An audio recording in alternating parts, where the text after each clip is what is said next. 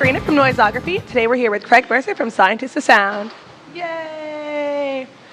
So, you've been stomping around these Halifax grounds for a long time now. Do you want to tell me a little bit about your influences, former bands, and your name, which is kind of a Beastie Boys reference? Yeah, it's kind of a Beastie Boys reference after the fact. We didn't even really realize until, of course, we decided to call our band Scientists of Sound that it is a Beastie Boys reference. But hey, I love the Beastie Boys, so that's all good. Beastie Boys? And I've been stomping around Halifax for a long time. Not that long, but quite a long time. And I came here to go to university in the mid-90s and haven't left. Love the city. I live on the dark side now. Love the dark side. Dark side is awesome. Do you want to tell me a little bit about your influences and how you kind of evolved from Ruby Jean and the Thoughtful Bees, and then Jimmy Swift, and then on to this project, which is Scientists of Sound? Well, I wasn't in Ruby Jean. That's my partner, Colin. But the Jimmy Swift Band and Ruby Jean, I think that the music on the Scientists of Sound record is kind of like a natural progression of where that music was going. And as far as influences are concerned, I'm a huge, massive Pink Floyd fan. So there's like Pink Floydisms throughout every record I've ever done. Love Pink Floyd. And of course, Daft Punk it's been a huge influence on us. Certainly their earlier stuff. The new album is awesome. The new album is awesome, but certainly our album was not influenced by that. And big into Justice, Chemical Brothers, some of that classic dance music that's to kind of help encompass your entire sound. You'd say those bands, hey? I would say Justice, early Daft Punk, definitely big influences. Do you want to tell me a little bit about your travels and how they've helped you find your sound for your new album? We had the luxury of recording on a laptop, which is insane. Like, this laptop is like this big, and it's more powerful than the supercomputer at the last studio I was at like 5 years ago. Yeah. So we're able to do recording on planes and on trains and in hotel rooms, and that's how we made the record.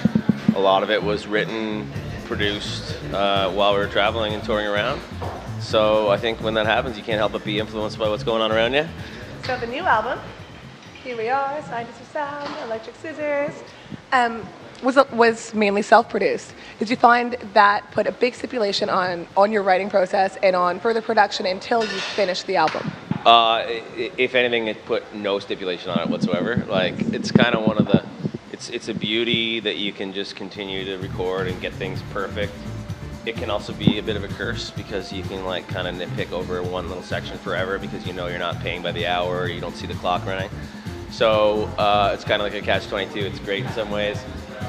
But you can drive yourself absolutely insane if you let it drive you insane.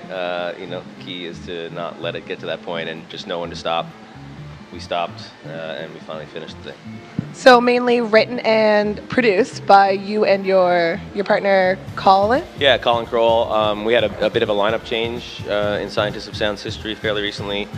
Back in November, my longtime collaborator Aaron Collier, he left the band and Colin joined. And so Aaron has songwriting credits on some of the songs on the record as well. But really happy with the direction it's gone in since Colin joined. He's got a pretty heavy-hitting production style, which is very much in keeping with my own love of heavy-hitting dance music. So we're really happy with the way the record turned out, and can't wait to play some shows in support of it. Were there any other outside contributions to the album besides just perhaps the three of you? We got it mastered in New York City at Masterdisc by a guy named Tim Boyce, and aside from that, no outside influence. We have a shout-out question from Kyle of KDZ, who you were playing with Friday at the Seahorse. The question is about Stare the Wolf in the Eyes, which is the title of one of your songs. Where the hell did that come from?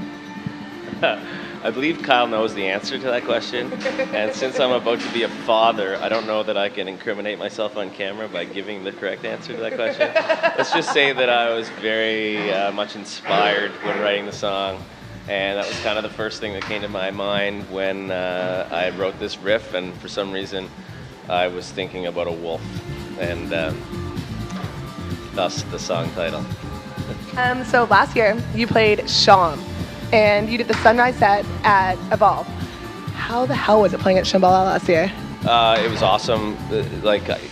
I can't imagine a better festival experience than going to Shambhala. Like, they do it so well. Every stage is like an art installation. The PAs are just like, the bass will move your pants, literally. I've heard that. And it's absolutely incredible. And Evolve every year is a good time. We're playing this year at midnight. Should be super fun. I think I've played every Evolve except for one, so got to keep that streak alive. So you're currently climbing the CBC charts. Tell me how that must feel. It must feel awesome. It must feel awesome. It's good. CBC is awesome. Let's hope Harper doesn't fuck it up like he's planning to.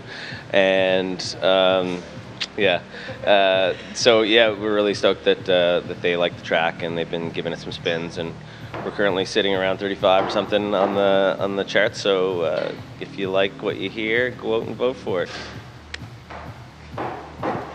Okay. So you have a few more festivals coming up. Folly Fest, Evolve, Festival, and then you have your album release. Where is your stuff readily available? The CD will be on iTunes on June 18th, and we'll have it in some stores around Halifax as well. But iTunes, go download it. It's on Bandcamp. It's on the web. You'll find it. All right, so I want to thank Craig for spending a few minutes and chatting with us today, as well as be sure to check out the show next Friday at the Seahorse. Thanks from Noisography.